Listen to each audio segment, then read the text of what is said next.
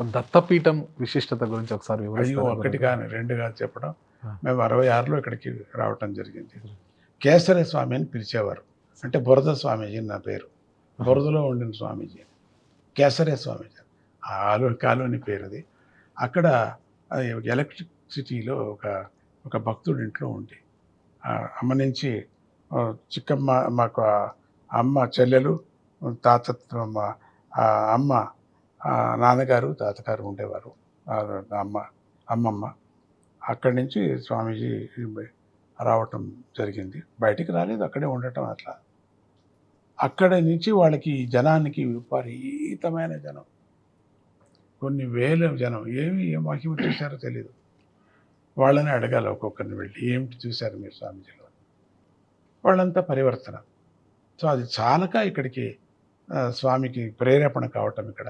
నేను ఇక్కడ ఉన్నానని. ఇక్కడ ఈ స్థలము మహారాజుల వాళ్ళందరూ కూడా తపస్సుకు ఉపయోగించేవారు.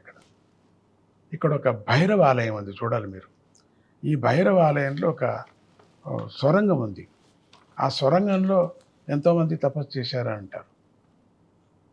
స్వామీజీకి ఇది కావాలా అని చెప్పి రావటం, అక్కడ అప్పటికప్పుడే వాళ్ళు ఓనర్స్ అందరూ ఇవ్వటం, అంతా మీకే అది అని చెప్పటం. అది ఒకటి కాదు మహిమ, దత్తపీఠ మహిమ. ఆ సొరంగాన్ని పిల్లలు వెళ్ళటం, అట్లా 1 మైలు వెళ్ళాను అనటం, ఏంటిది తాపత్రయం అని చెప్పేసి దాన్ని క్లోజ్ చేసి అక్కడ భైరవ ఆలయాన్ని ఒకటి ఏర్పాటు చేసి. సో అంత ఎనర్జీ ఉండినటువంటి స్థలం ఇది. రెండవది 200 సంవత్సరాల నుంచి ఉండేటువంటి ఒక కళ్యాణి ఉంది. అది ఇక్కడికి వచ్చి గణపతి విసర్జన చేసేవారట మొదట. ఆ కళ్యాణి కూడా బాగు చేయించడం జరిగింది. అదైన తర్వాత ఎదురుగా ఉండేటువంటి వెంకటరమణ స్వామి ఆలయం దిన్నము గోపికలు వచ్చి స్నానం చేసినట్టుగా గజ్జల శబ్దంగా ఈ స్థలం దాంట్లో ఇక్కడ నేను విష్ణు ఆలయాన్ని కట్టాలా అని, విష్ణు ఉన్నాడేమో ఇక్కడ ఉన్నాడేమో అనే ఒక పద్ధతిలో ఆ స్థలం మనకు రావటం చాలా విచిత్రంగా రావటం. నేను ఆలయం కట్టే పరిస్థితి లేదు, తంబూరానే మాది ఆలయం. అంటే భజన సంకీర్తనా పద్ధతే నాది, ఆలయాలు లేవు అనే ఉల్టా అయిపోయింది. అంత మొత్తం ఎక్కువ ఆలయాలే అయిపోయాయి. సంగీత పద్ధతి కొంచెం వెనకపోయిందేమో అనుకోవచ్చు. అట్లా అయిపోయాయి.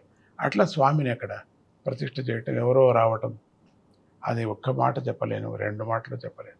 ఒకటి చరిత్ర ఉంది ఆ ఆలయాన్ని అక్కడికి కట్టడం. సో 10 మందికి జీవనం అవుతున్నది. ఇది వేరే. ఆ కళ్యాణి కూడా మహిమ. మొత్తానికి ఈ భూమి అంతా కూడా తపస్సుతో నిండినటువంటి ఒక భూమి, తపోభూమి. అందుకని గురువు గారికి అంటే మైసూరు నగర నడిబొడ్డునే ఎకరాల భూమి ఇస్తాం ఆశ్రమం కోసం అన్నా కూడా గురువు గారు ఈ తపోభూమిని ఇక్కడే ఆశ్రమం నెలకొల్పాలి, ఇక్కడే ఉండాలి అని అనుకోవడం వెనక కూడా ఆ తపోభూమి ఇది కాబట్టి. రెండవది ప్రేరేపణ చెప్పడం జరిగింది. ఇక్కడ నీళ్లు కూడా లేవు ఆ సమయంలో. గురుగారు ఆ నీళ్లు లేనప్పుడు ఇక్కడ ఒక బావి ఉండింది, చిన్న బావి ఉండింది అక్కడ. ఒకప్పుడు ఇక్కడ క్షామం అనకూడదు కదా, క్షామంలాగా వచ్చిందంటే వానలు లేవు. అప్పుడే సాధారణంగా 67, 68 చూస్తే మీకు తెలుస్తుంది. ఆ సమయంలో ఈ భూమి బావిని ఇంకా తోవండి నీళ్ళు వచ్చేస్తాయని, స్వామి నీళ్లు ఉన్నాయి అక్కడ, నీళ్లు అది ఆ కళ్యాణి లాగా నీళ్లు, నాకు ఎప్పుడు నీళ్ళు, ఎక్కడ బావిని వెండిపోయినా అక్కడ ఉంటుంది నీళ్ళు. అదే నీళ్లు, మంచినీళ్ళు, మాకు అదే అభిషేకానికి అన్ని దాంట్లకు ఉపయోగించుకుంటాం నీళ్ళు. సో దీన్ని కొన్ని సందర్భాలు ఇక్కడ బాగా కలిసి వచ్చాయి.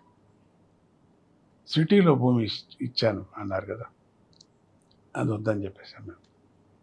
అక్కర్లేదు పక్కనే కొన్ని ఎకరాలు, 100 ఎకరాల వరకు ఇచ్చారు, అది కూడా వద్దన్నాం. ఇక్కడ కావాలని, తపోభూమి కావాలనుకున్నారు ఇక్కడ. అదే మీ పాదంతోనే ఇక్కడంతా కూడా మొత్తం.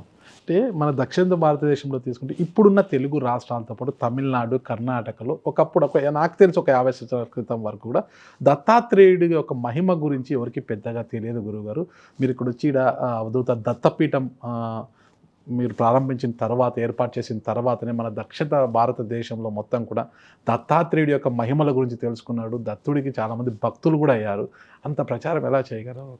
అది అయిపోయింది అట్లంత కదే, స్వామీజీ అదంతకదే చేశారు, అయిపోయింది. మహారాష్ట్రలో టేంబే మహారాజ్ అని ఆయన పేరు. వాసుదేవన సరస్వతి దత్తావతార రూపం, అది దత్తాంశం. దత్తావతారం అనకూడదు నేను. మనమంతా దేవుడు, మీకు కూడా ఒక అంశమే, మీరు కూడా స్వామి అవతారమే. మీరు కూడా, ఈ అబ్బాయి కూడా స్వామి అవతారం, అందరూ అవతారాలే. అంశం. ఆ అంశం లేకపోతే మనం బతకం కదా. పరమాత్ముడి అంశం మనలో ఉంది కదా. అట్లా ఈ టేంబే మహారాజు అంశం చాలా పెద్దది అయింది. ఆయన దత్తస్తవాన్ని ఒకటి రచించారు. ఎప్పుడు వచ్చిందంటే పింగళ నాగుడే చెప్పినటువంటిది ఆయనకు వచ్చింది. అది పింగళ నాగుడు చెప్పుకుంది దత్తాత్రేయుడి దర్శనం అయినప్పుడు. ఇప్పుడు 6వ అవతారం అది దత్తుడిది. అప్పుడు చెప్పినటువంటిది ఆ స్వరం పూర్తి ఈయనకు వచ్చి ఈ టేంబే మహారాజు ఆయన ప్రచారం చేశారు. మహారాష్ట్రంలో దత్తుడి ప్రచారం చాలా ఉంది, ఊర్లో ఉంది. గురువు దత్తుడు విఠల అమ్మవారు, ఇంత తప్పితే ఇంకేం లేదు అక్కడ. అక్కడ కూడా చేస్తున్నాం ఆశ్రమం, మహారాష్ట్రలో కూడా. అదైన తర్వాత స్వామీజీ ఈ దత్తావతారం, అమ్మ చెప్పింది, అమ్మలు వచ్చేసి కాదు, అట్లా అందరికీ దత్తావతారం, దత్తుడు యొక్క అవతారం, దత్తుడు యొక్క అనగా వ్రతం చాలా విశేషం. సత్యనారాయణ వ్రతం మాదిరి మీరు చేయండి, మీకు అనుభవం అవుతుంది అన్నారు స్వామి గారు. కొన్ని వేల మందికి చేశారు, అనుభవం అయింది. ఒక్కొక్కరికి అనుభవం, చెప్పలేనంత అనుభవం. కోరికలతో చేయకూడదు, దాంతో ఒక సిస్టమ్ ఉంది. కోరికతో భజించొద్దు, కోరికతో జపం చేయొద్దు, కోరికతో అభిషేకం చేయొద్దు, కోరికతో నా దగ్గర రావద్దండి అని చెప్తుంటా. నీవు చేయండి అంతే, మామూలు చేయండి అంతే. గురువుగారు చెప్పారు కదా, చేయండి అంతే. మీరు చెబుతున్నారు కాబట్టి నాదొక చిన్న ప్రశ్న గురువుగారు. లలితా సహస్రనామము, విష్ణు సహస్రనామము, శివస్తుతి, ఇవన్నీ కూడా మనము స్తుతి అంటే మనము పొగట్టము, ప్రశంస అనుకోవచ్చు.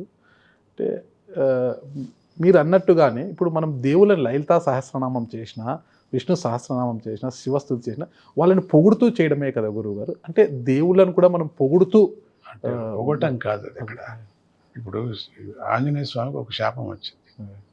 ఆయన చిన్నప్పుడు చాలా గలాటా చేసి హోమకుండాల మీద నెగరటం ఇట్లంతా చేసి, అయితే అప్పుడు శాపించారు. అప్పుడు వచ్చి నీకు అన్నీ ఏమీ లేకోకుండా మతిమరపు వచ్చిపోయి, ఆయన మతిమరపు ఆ చేష్టలు మానేశాడు, అది వేరే. ఆయనకి మతిమరపు లాగా వచ్చినట్టు అయిపోయింది.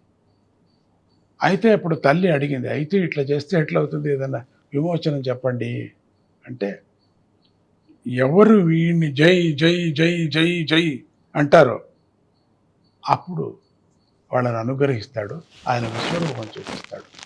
అదే పద్ధతి అన్ని దేవతలకు అంతే. ఇక ఆయన వాళ్ళని పొగటం కాదు అక్కడ.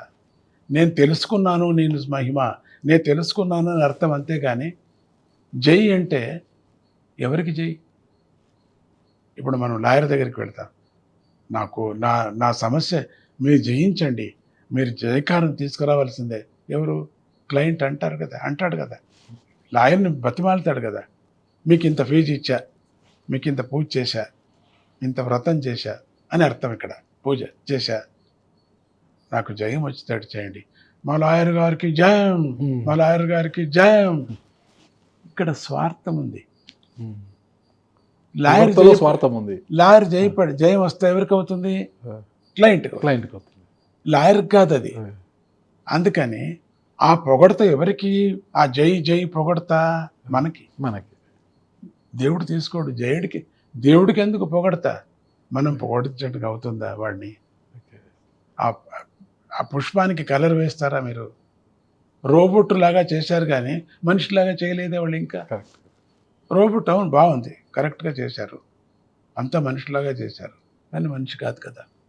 ఆ సృష్టి పరమాత్ముడికే తెలుసుది. ఒక్క క్షణం భూమి చుట్టేది అటు ఇటు అయిపోయినా, ఒక్క క్షణం సూర్యుడు ఉదయించి ఉదయం ఎక్కువైనా లేక తక్కువైనా కూడా అల్లకల్లోలం అయిపోతుంది. సో అది బ్యాలెన్స్తో జరుగుతుంది. ప్రపంచం అంతా కూడా మ్యాగ్నెట్ కాదు, ఇది బ్యాలెన్స్తో జరుగుతున్నది. అట్లనే బ్యాలెన్స్ మనిషి ఉంటే బాగా బతుకుతాడు. బ్యాలెన్స్ తప్పుతూనే ఇక అంతే, ఇక అన్ని రోగాలు వస్తాయి.